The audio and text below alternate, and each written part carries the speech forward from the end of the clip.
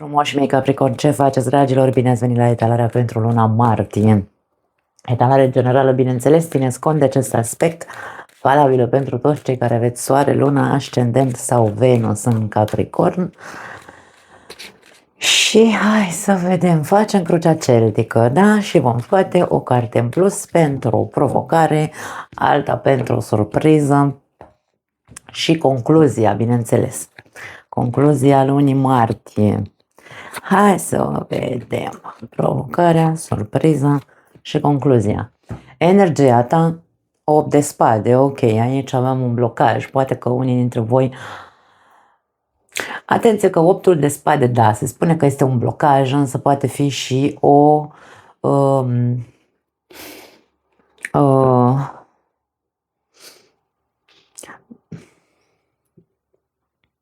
o frână, ca și cum nu este că ești tu blocat, poate fi că ești, nu știu, obligat să stai cumva pe loc în această perioadă. Poate fi și asta, da?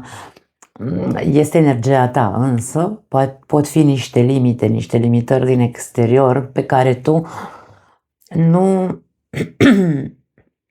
nu le vezi ca pe o limită sau poate le iei direct așa, băi, nu pot să fac aia pentru că Xulescu s-a pus în calea mea sau din cauza lui, nu știu, din cauza unui evenimentului ăluia, eu acum nu mai pot să continui să fac nu știu ce. Optul de spade conține în el, știți, m-ați mai auzit de foarte multe ori, liberul arbitru. Ce înseamnă liberul arbitru? Ok, sunt în momentul de față obligat, între ghilimele, de o anumită circunstanță sau mă simt obligat să stau pe loc pentru că nu văd ieșirea în momentul de față, da? Nu văd o rezolvare. Dar aici e ca și cum, în ciuda fricii sau a necunoscutului, pentru că aici avem o persoană care e legată la ochi, da? În ciuda necunoscutului, că nu știi unde o să ajungi, alege, mie vine să spun, alege să ieși din acel țarc. Pentru că e un țarc, practic, da? E un țarc care te ține sau care te face să crezi că ai un blocaj, te face să crezi că ceva este imposibil acum. E un soi de... Da, simt că e un soi de alegere, da? Să îl folosești sau nu pe liberul arbitru. Hai să vedem situația. Turnul. Ok, turnul nu e o carte de dezastru, dragii mei. Bine, poate să anunțe un zbucium, poate să anunțe un teren, hai să spunem așa, instabil, sau poate să anunțe o situație cutremurătoare, dar depinde de cărțile care vor ieși în clarificare, bineînțeles. Poate să fie, nu știu cum să spun, dacă e corect spus, și de ce nu se văd toate cărțile aici și nu cred că n-am așezat bine stativul ăsta. Da, în fine, hai că încerc să dau mai la margine toate seturile de cărți pe care le am aici, îmi cer iertare, îmi doresc să se vadă cât de cât bine masa. Na, cam asta e, cam așa o lăsăm. Deci, depinde de cărțile care vor ieși în clarificare, poate reprezenta o situație, mai să spunem așa, un pic cutremurătoare, dar pe pozitiv, da, să spunem așa, aia era partea negativă, dar și aia este între ghilimele, pentru că practic orice situație cutremurătoare sau orice situație, nu știu, așa, de surpriză, de dezastru, da, sau care ne zguduie pământul sub picioare, este totuși, vine ca să ne arate ceva, pentru că turnul înseamnă iluminare, turnul înseamnă în sfârșit se aprinde becul, văd ce se întâmplă, văd de ce, văd care e blocajul. Hai să vedem totuși de ce vine turnul. Cavaler de spade, auzi, de bâte, pardon. Și 5 de bâte, dragii mei. Pentru unii dintre voi poate fi vorba despre, ok, un blocaj în toată regula, în energia voastră. De ce? Aici poate fi vorba despre nu o luptă, hai să spunem așa, nu un mare război, poate fi vorba despre o ceartă, poate fi vorba despre un eveniment. Acum, neașteptat, eu n-aș spune că nu e. Turnul vine cu un eveniment neașteptat, dar turnul, știți că am mai spus de atâtea ori, vine anunțat, domne, adică tu știi că există în viața ta, ori vorbim despre o persoană cu cavalerul ăsta de bâte, ori o persoană așa foarte înțepată, foarte agitată, foarte contradictorie, pentru că aici vine cu ce? Vine cu un 5 de bâte, da? O persoană cu care niciodată n-ai ajuns la un consens, nu v-ați înțeles între voi pentru că poate este incoerentă sau poate, nu știu, e pusă pe rele aici, că turnul, aici este energia, hai să spunem așa, care arată o situație în luna martie pentru unii dintre voi. Și putem să vorbim despre faptul că tu știi, pentru că turnul vine cu iluminare și oricum tu știai, pentru că turnul vine cu acel fulger, nu cade pe această clădire până când nu vine tunetul întâi, ca să știi, vine furtuna, da? Și e ca și cum e posibil ca în luna martie pentru unii dintre voi să aveți o răfuială, dar o răfuială de aia eliberatoare, în care persoana asta cu care nu ai fost niciodată, nu v-ați înțeles niciodată, pentru că fiecare are părerea lui, aici există centru de băt, este cartea nu neapărat doar a contradicțiilor sau a contrazicerilor, ce este, eu am părerea mea, tu ai părerea ta și nu ne pupăm în părere aici, da? Și aici despre asta, poate fi o ceartă, dar este o ceartă, nu știu dacă neapărat definitivă, care să rupă definitiv relația dintre voi doi, sau poate fi pur și simplu o oală sub presiune, că fiecare și-a ținut în interiorul lui, nu știu, nervii, da? Și aici, din instinct, pentru că instinctiv încercăm să ne protejăm și eu și tu, da? Ne protejăm părerea, ne protejăm și iese aici un mare haos, e posibil. Pentru alții dintre voi poate să fie vorba despre voi, sunteți pe interior, pentru că aici dacă vorbim despre acea explicație cu liberul arbitru, aici vorbim despre faptul că, ok, mă simt limitat în acest moment. Nu pot să fac un pas sau simt că nu sunt în stare să fac un pas. Și aici, ca și cum se spune, situația este una care are nevoie de o schimbare, da? Pentru că tu ai stat prea mult sau poate ai așteptat prea mult acolo fără să iei o decizie, acel liber arbitru, în care chiar dacă ți-e frică să pe mâna să faci un pas și ți se cere cumva să vezi că ai nevoie să acționezi. Chiar dacă în interiorul tău e ca și cum, doamne, dar eu sunt sunt foarte agitat sau am foarte multe contradicții interioare, nu știu, o fi bine să fac sau nu o fi bine să fac. Aici ca și cum se spune, fă odată, trezește-te, da? Trezește-te și treci la acțiune, atât, nu mai sta să te mai împiedici de propriile tale, nu știu, răspunsuri, că aici e ca și cum eu întreb, eu răspund. E normal să fie, eu întreb, eu răspund, dar când răspunsul pe care mi-l dă mintea mea nu se pupă cu acțiunile pe care totuși ar trebui să le fac, atunci trebuie să văd ceva, trebuie să văd.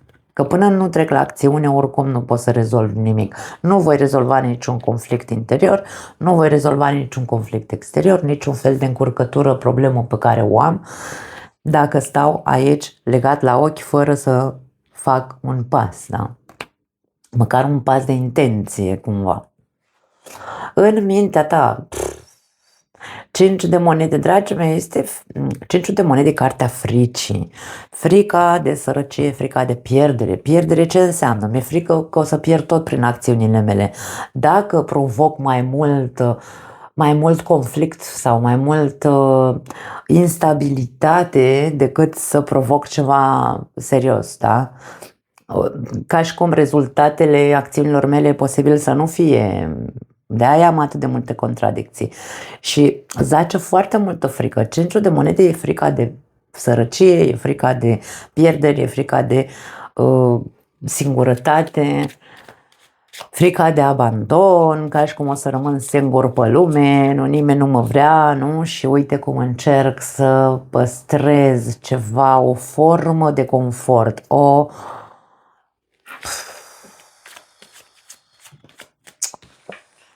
6 de cupe, dragii mei, aici eu cred că e o atitudine învățată la voi și nu mă miră, pentru că am vorbit și despre arhetipul Capricornului și știm foarte bine ce zace cumva în mare, că nici nu am dat explicațiile de pe posibil, toate explicațiile posibile și imposibile la Capricorn, dar aici ca și cum frica mă ține în zona cunoscută, frica mă ține în ceea ce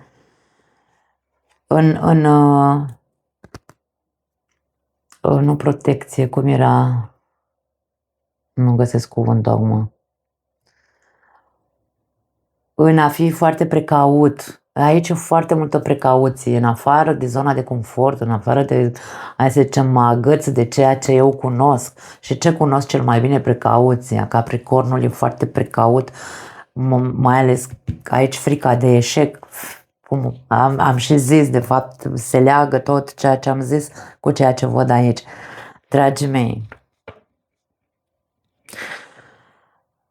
pentru a nu deranja sau pentru a nu eșua,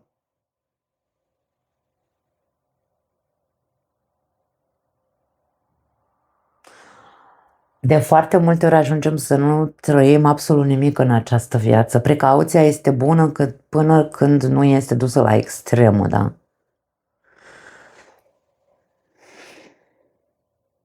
E adevărat că trebuie să avem grijă de atitudinea noastră, să nu fie impulsivă, așa, să mă duc să mă arunc cu capul înainte, fără să țin cont de consecințe, fără să... Da, pentru că aici poate fi pentru alții dintre voi o atitudine foarte vulcanică și foarte, da, o altă variantă. Se arată în luna martie o situație periculoasă, să zicem, care poate genera sau degenera în foarte multe conflicte din cauza faptului că există aici un impuls de a spune, de a face anumite lucruri care, dacă nu există precauție, că există multe riscuri, este posibil să avem mai multe pierderi decât câștiguri. Și asta poate să fie, dar eu aș spune că prima variantă mi se pare mult mai plauzibilă aici. De ce? Pentru că mă leg de toată această combinație de cărți, nu doar de o singură, da? Aici poate acest cavaler de bâte lângă turn poate să ne vorbească despre acea energie impulsivă, ca acea oală sub presiune prin care am fiert mult timp, da? Și acum ajunge la fierbere și explodează, sare capacul de la oală și, bineînțeles, consecințele sunt foarte multe, nu știu, intru în multe probleme cu alte persoane, provoc mai multe probleme decât să provoc acolo. Da, se cere într-un fel sau altul un pic de precauție, dar aș spune că prima variantă, uitându-mă sau, mă rog, văzând acest 8 de spade, este nu, deocamdată. Eu zic că ceea ce se cere este, în ciuda blocajelor, contradicțiilor interioare, a fricii, și în ciuda faptului că mintea ta spune, hei, stai, nu, că acum nu e momentul să acționezi, eu aș spune fă-o pentru că turnul cere sau aduce lumină. Vei înțelege de ce trebuie să alegi să faci acum și să scapi de agățarea, nu amorțeala, agățarea mentală pe și dacă greșesc, dacă acționez așa. Și dacă ți-ai dat voie să greșești, și dacă ți-ai dat voie vreodată să faci o acțiune așa nebunească, pentru că poate să fie, e o nebunie, domne. Dă-i drumul, ia vezi ce se poate întâmpla, că poate nu e dracu chiar atât de negru. Hai să vedem în continuare. În subconștient 10 de cupe. E ca și cum, nu știu, mă, cred că mi-a căzut o geană, ceva, că așa ce mă deranjează.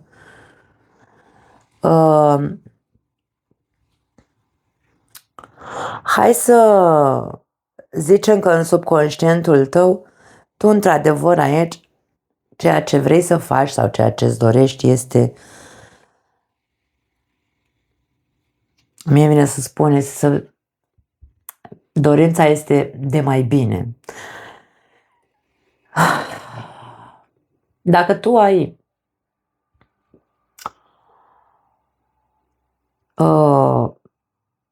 vrei să faci ceva, poate fi ceva, atenție, foarte inovator, poate fi ceva, pentru că aici avem cartea lui Uranus. Eu nu degeaba fac legături între astrologie și psihologie și așa mai departe. Dacă aici avem cartea lui Uranus, care înseamnă ceva inedit, o creație sau să creezi ceva sau să... Da? Și ți se cere acțiune în ciuda contrazicerilor, contradicțiilor din tine.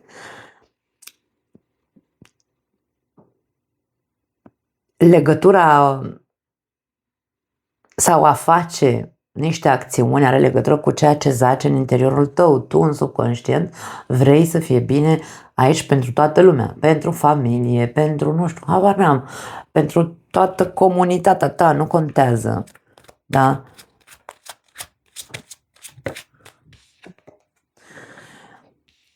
Și totuși, vezi, nici aici nu ai încredere. Deci tu nu ai deloc încredere în tine, vine să zic. Ai, nu, sunt foarte multe. 7 de cupe este cartea iluziei. Din nou, e ca și cum, domne, eu știu că am opțiunea să fac aia, am opțiunea să fac aia, dar eu nu știu care o fi cea mai potrivită opțiune și ia uite cât de tare atârnă în tine toată aceasta. E o mare responsabilitate, o iei ca pe o prea mare responsabilitate. Domne, până la urmă, noi nu suntem... Vreau să se înțeleagă odată că noi nu suntem, nici tu, nici eu, nu contează, nici nu e vorba despre Capricorni doar, în general, oamenii. Eu nu sunt responsabilă să fericesc pe toată lumea aici, ca toată lumea să se simtă fericită cu ceea ce eu fac, cu ceea ce eu propovăduiesc și cu ceea ce eu vreau să aleg să fac pentru buricul meu, că așa mi s-a năzărit mie aici, da? E ok să vreau să fie bine pentru toată lumea, dar nici nu pot să mă oblig să fac în așa fel încât să găsesc soluția să fie bine pentru totdeauna. În această viață nu putem să fim iubiți de toți, nu putem să fim acceptați de toată lumea, nu toată lumea este de acord cu modul în care noi acționăm, gândim și așa mai departe. Încercați să acceptați ideea, băi, ok, eu nu-mi dau voie, eu am aici multe în oala asta supresiune pe care încă o țin în frâu, n-am tupeu să acționez, ca nu cumva să deranjez, domne, că eu vreau să fie bine, eu vreau să, da, sunt atât de precaut, mi-e frică să nu cumva să provoc altceva. Nu ești responsabil de ce înțelege lumea din jurul tău sau de ce crede lumea din jurul tău prin acțiunile tale. Singurul care trebuie să-și asume acțiunile ești tu. Doar tu vei avea de învățat aici, doar tu vei vedea și vei avea de învățat din dacă vor exista consecințe pentru tine sau dacă vor exista, dacă acțiunile tale vor aduce o lecție pe care probabil va trebui să o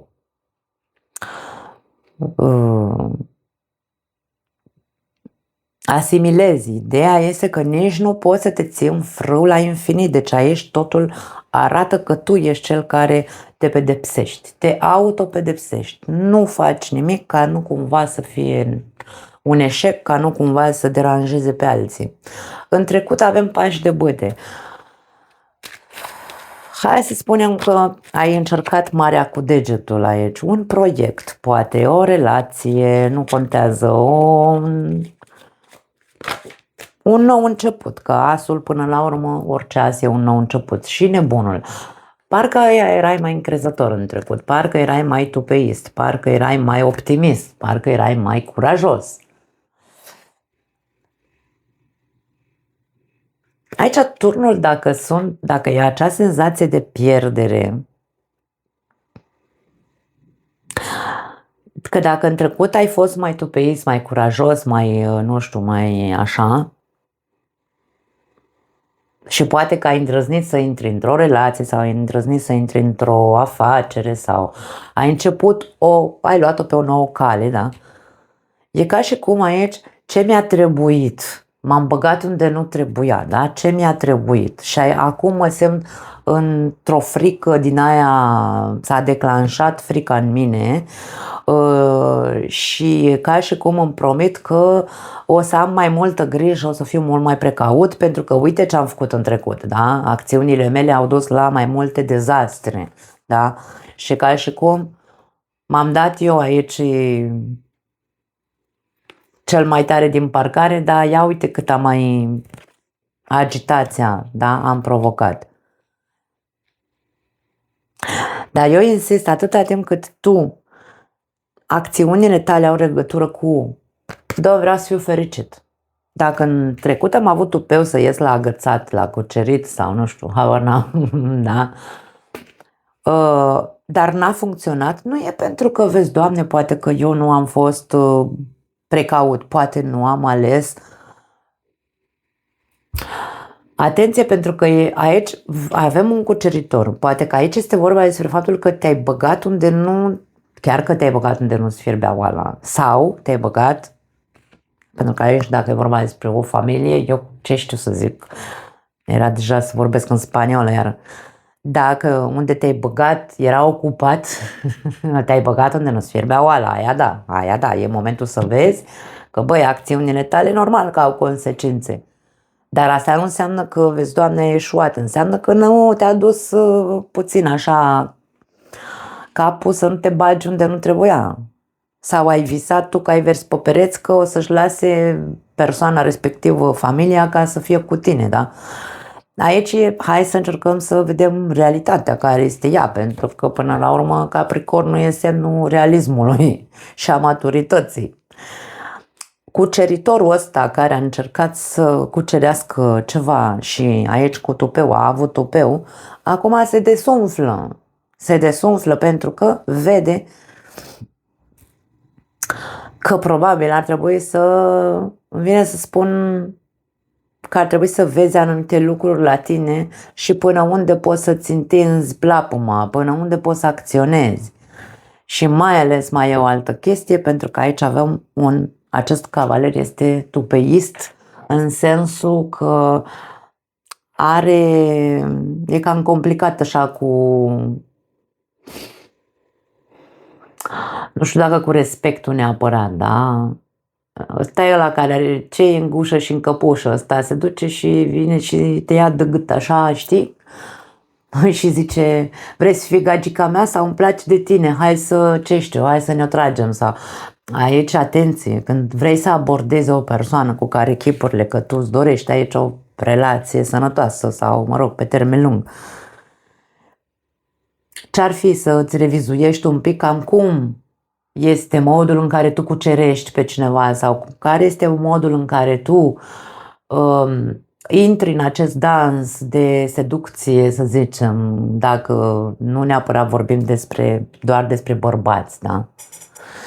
Care este? Pentru că e de văzut ceva în care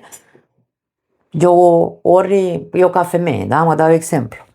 cu atitudinea asta, de ca și cum se apropie unul de mine, nu știu, poate e bădăran așa, țăran, dar eu sunt și mai țărancă ca el și zic, bă, dar tu nu te uiți mă la tine ce față de lache ai și ce nu știu ce ai, că aici doi țărani, despre ce vorbim.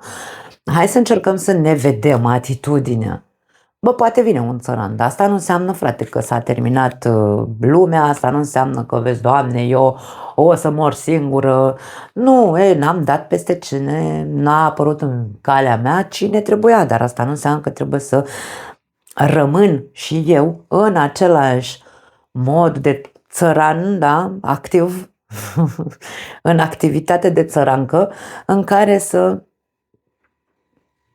resping în totalitate orice persoană vine lângă mine. Bă, hai să mă cizelez un pic. Ăla era cuvântul. Ăsta e necizelat. Da? Și în momentul în care suntem necizelați, atunci normal că ne zicem de toate și mai repede intrăm în conflicte de alea, de genul că sunt multe tâmpenii pe care le vezi pe rețelele de socializare și îi vezi pe bărbații care, uite, fă, dar tu cine te crezi, știi? Și după aia, dar tu cine ești, mă? Că ești un nu știu ce, puncte, adică intrăm în conflicte tâmpite, că de băte sunt conflicte tâmpite pentru ce? Și după aia stau aici și zic, vai de capul meu, nu mai îmi trebuie să ies în lume, nici să nu mai văd, da. Nu, oameni buni, hai să ne trezim, vă rog frumos. Treziți-vă și vedeți care sunt atitudinile voastre când cineva se apropie de voi sau când voi încercați să vă apropiați de cineva, dacă vă duceți cu gușa mare sau dacă vă duceți cu frică sau dacă îți respingeți din start sau dacă, nu știu, habar n-am câte dacă-uri la ce am zis până acum, da? Haide să vedem, că e despre a vedea. Martie pentru Capricornie, despre a vedea. În viitor, uite, 2 de cupe, deci aici vorbim despre indiferent despre care categorie am descris-o până acum, da? Toate exemplele pe care le-am dat. De aici, din martie, în 3 luni de zile, ce vedem aici este o colaborare, un contract, o relație sau punerea pe picioare a unei relații care acum pare că este dezastruoasă din cauza ego-ului amândorura. Aici vorbim aceeași limbă, dar nu ne înțelegem între noi, neam, domne. Dar știi cum e? Nici cu tine, dar nici fără tine. De ce? Pentru că aici niciunul dintre noi nu vrea să renunțe să renunțe la relație pentru că este de mult timp relația, da? E pe termen lung sau, mă rog, vă cunoașteți de când lumea și pământul și aici amândorura vă e frică să renunțați la relație și vă agățați de relație, dar e nici cu tine, nici fără tine. Aici este extrema cea mai mare și visăm cu ochii deschiși să fim din nou fericiți, dacă am fost cândva fericiți și nu facem nimic. Aici responsabilitatea este că, în loc să facem lucruri care să aducă lumină în relația noastră, noi nu facem decât să ne certăm ca chiorii sau ca proștii, ca să zicem mai pe românește. În lupte de ego aici, sunt foarte multe lupte de ego și ajungem să târâm de relație în loc să o scoatem la liman sau să o reparăm, da? Poate că unii dintre voi ați avut parte în relația voastră de o aventură. Unii ați fost voi cei care ați avut aventura, alții a fost celălalt. Aici vedem acest aspect. Cineva în trecut probabil că l-a luat flama și acum este un impas, acum relația e în impas, nu mai știm ce să facem, nu mai există comunicare, nu că nu mai există comunicarea există în cap aici, da? Ne reproșăm, cine și ce alte lucruri. Și aici avem din martie până în iunie, da? Martie, aprilie, mai, iunie, avem 2 de cupe. Vă puteți pune relația pe picioare din nou. Totul se poate repara dacă și numai dacă deschidem ochii cade fisa, vedem și ne uităm fiecare dintre noi la atitudinea cu care venim în relație, că nicio relație, dragii mei, nu se pune pe picioare din nou dacă eu nu mă uit la mine și mă uit doar la tine și zic: tu, nemernicule, tu mi-ai pus coarne, ai fost, ai dres, ai... E mult mai mult decât să încercăm să aruncăm, da? Hai să vedem. Cei singuri, poate să apară cineva în viața voastră, dar degeaba apare dacă atitudinea este aia care am zis-o mai devreme. Uite, Cartea Lumea este această... De acum în 3 luni de zile, deznodământul este unul foarte frumos pentru fiecare dintre voi și contracte, colaborări. Vedem aici în cazul în care scăpați de frica asta și acționați. În ciuda fricii puneți mâna și dați-i drumul, dragii mei, la proiecte, la ce aveți voi acolo în cap. Vorbim despre succes aici, vorbim despre un nou ciclu, adică e ca și cum în luna iunie, în luna iunie, că nu vreau să fiu înțeleasă greșit, este un proces.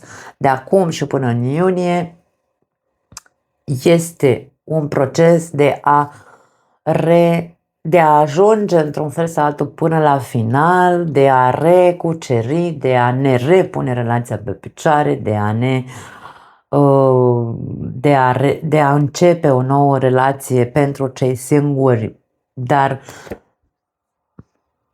insist, e un proces. Nimic nu se închide în viața noastră dacă noi nu participăm. La noi se închide ceva în viața noastră când murim, Domne, când ne ducem pe lumea alaltă.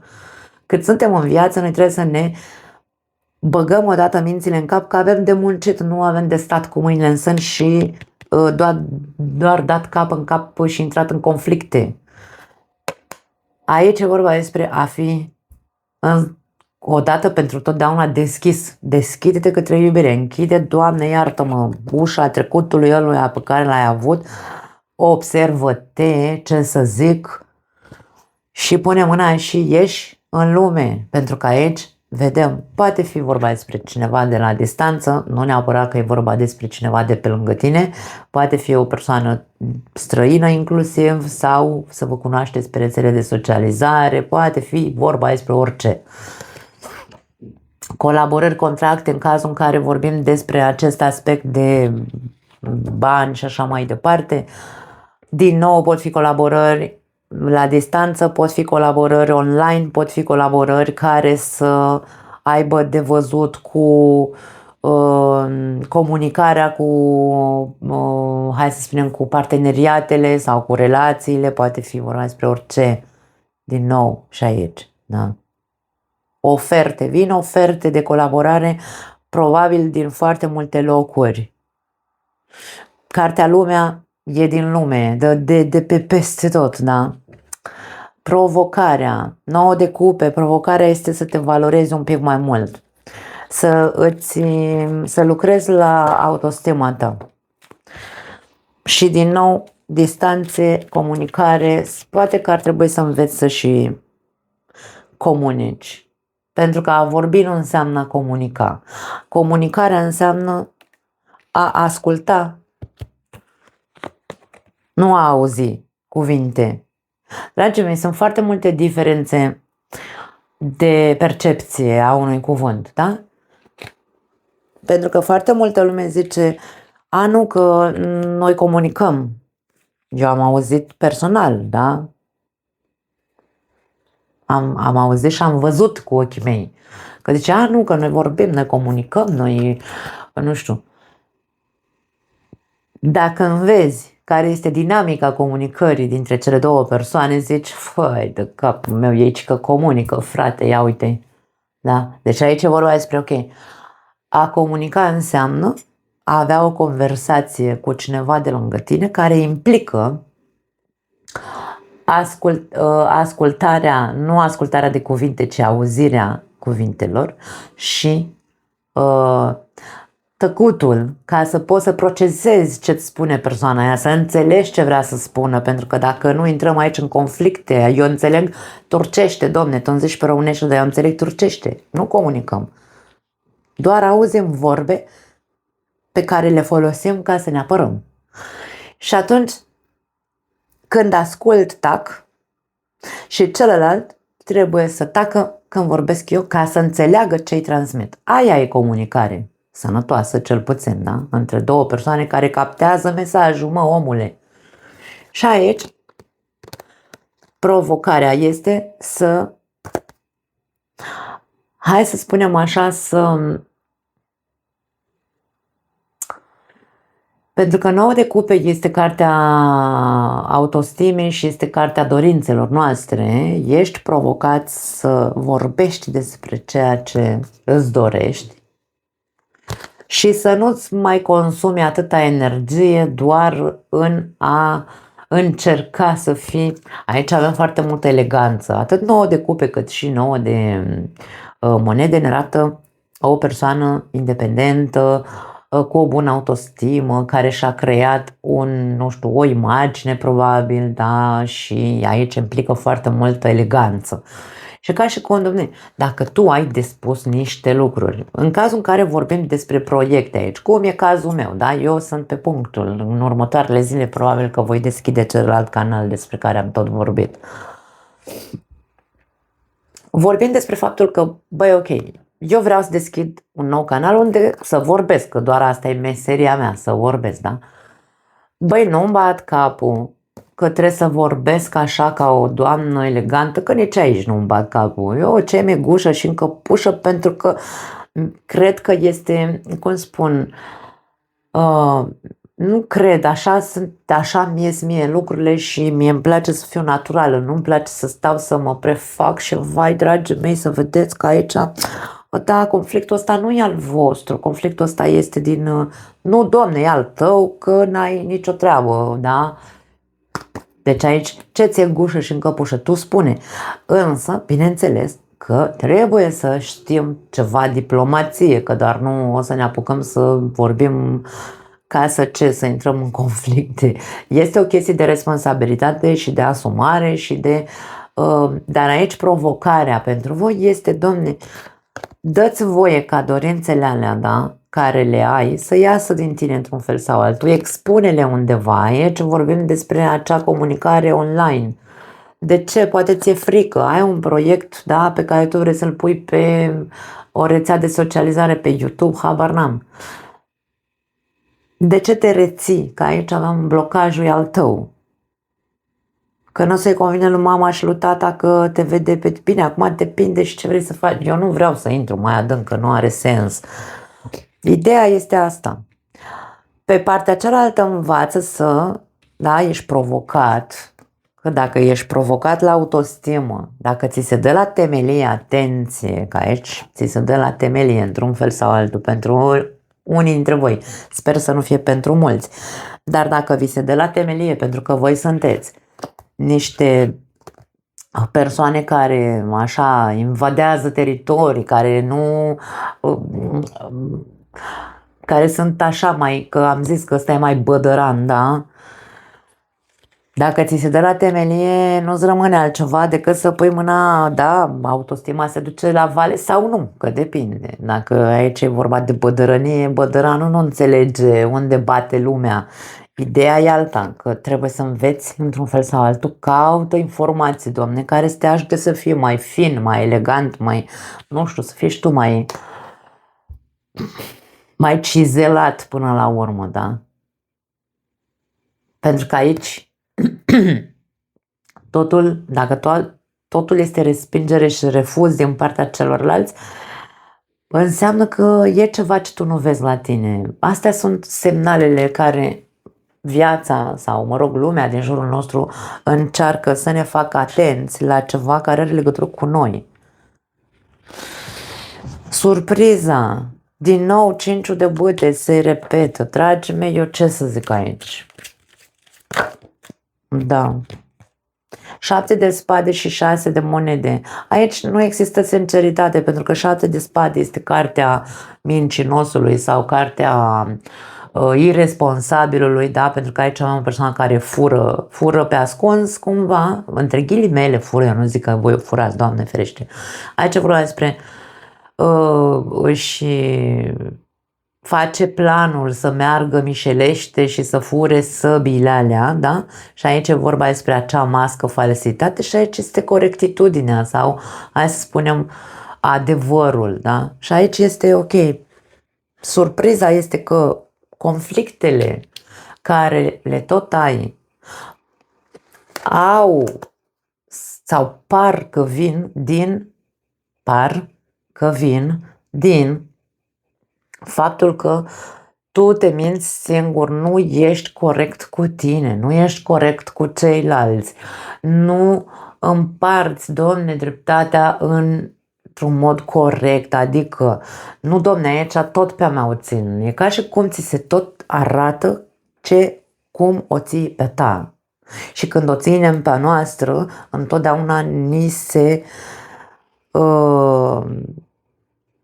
toate fricțiunile pe care le avem în viața noastră, toate conflictele, sau viața noastră se umple de fricțiuni, conflicte și dezastre și haos și habar n-am, pentru că nu ne dăm seama că de fapt noi nu suntem corecți în primul rând față de noi și implicit față de ceilalți.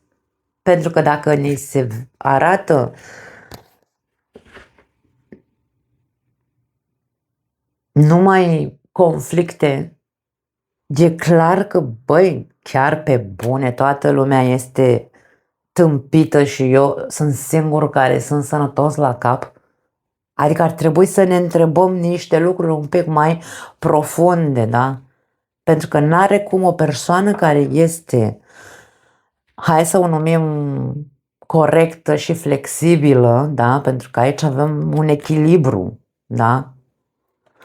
Dar vorbim despre faptul că nu, o persoană care nu o ține doar pe ei, că ea deține adevărul, că ea, habar n-am. O persoană echilibrată și corectă nu intră în conflicte niciodată pentru că o duce capul să vadă, băi, stai puțin, nu am de ce să intru în conflictul ăsta sau nu e conflictul meu sau... Dar e vorba despre a vedea când suntem orbi și încarcerați în propria noastră pătrățică și viața ne aduce și atenție că pentru unii dintre voi o să vă aducă și în luna martie, dragii mei. Vă aduce conflicte pentru că e momentul să începeți să vedeți la ce țineți cu dinții atât de tare, da? La ce mod de a gândi sărăcăcios și bolnăvicios putem să vorbim aici, da? Care nu aduce niciun fel de rezultate benefice în viața ta. Da, concluzia. 3 de monede. 3 de monede, cartea, din punct de vedere al proiectelor, este cartea vocației, da? Dar aici, dacă tu nu te mai autosabotezi și nu mai, hai să spunem așa, nu-ți mai furi singur căciula și nu te mai contrazici atât de mult în interiorul tău și pui mâna și echilibrezi energia în interiorul tău și zici fac în ciuda fricii, în ciuda faptului că mă ia transpirațiile că trebuie să ies din zona de confort, însă acționez, fac, da, eu îmi asum că poate nu știu rezultatele dacă vor fi benefice pentru mine. Și aici vorbim despre colaborări din nou, vorbim despre vocație, poate că aia e vocația ta pe care tu nu ți-o permiți, adică nu-ți permiți, nu-ți dai voie să intri pe acel drum. Iar pentru ceilalți, la nivel general, dragii mei, atitudinea asta de neșlefuită și atitudinea asta de certăreț și de așa că poți, nu vă duce nicăieri și ne arată faptul că concluzia acestei talări este că viața e despre colaborare. Atunci când tu intri într-o relație, nu contează relația, că e de prietenie, că e de, nu știu, relația pe care o am cu familia, relația pe care o am cu un posibil partener sau intrarea într-o relație cu un partener. Totul e despre parteneriate în această viață, ne place sau nu să vedem acest aspect al vieții, că omul este un animal social. Vedem ce? 3 de monede, cartea echipei. Până nu înveți să faci parte dintr-o echipă, e ca și cum poate că unii dintre voi o să aveți parte de foarte multă chinuială. Na, eremitul, la voi mereu apare eremitul.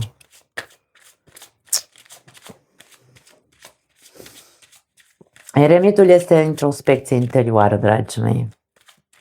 Nu vreau să-i dau o altă conotație în momentul ăsta. Și cavalerul de spade, da. Introspecția interioară în legătură cu ce? În legătură cu modul în care tu acționezi, pentru că acțiunile tale sunt acide, acțiunile tale sunt, hai să le numim,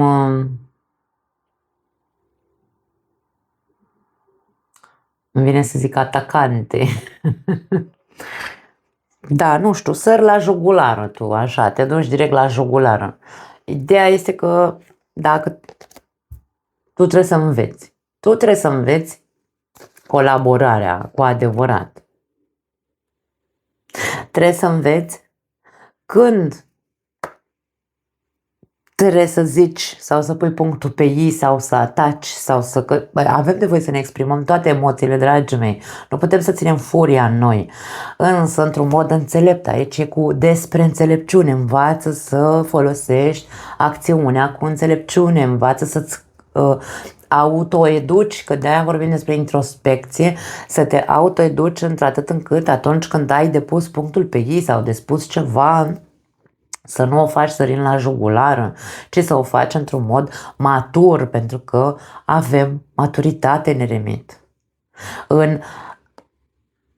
Nu mă duc să atac, mă duc să spun așa cu foarte multă potență, da? Pun punctul pe i, însă îl fac pentru a rezolva, pentru a găsi soluții. Nu mă duc doar să trântesc muci în fasole și pe am plecat de acolo, da? Dau cu piatra și ascund mâna. Nu, eu n-am fost, eu n-am făcut, eu n-am zis așa, ai înțeles tu greșit. Hai, să învățăm, că mai avem multe de învățat și toată viața oricum avem de învățat, da? Da, concluzia este la nivel general, așa, să învățăm cu toții să fim, nu diplomați, ci să știm să lucrăm în echipă, dragii mei, pe toate planurile în această viață. Nu mai am altceva, wow! Da, luna martie vine așa potentă pentru toate zodiile. Vă pupăcesc, dragii mei, ne vedem data viitoare. Ciao!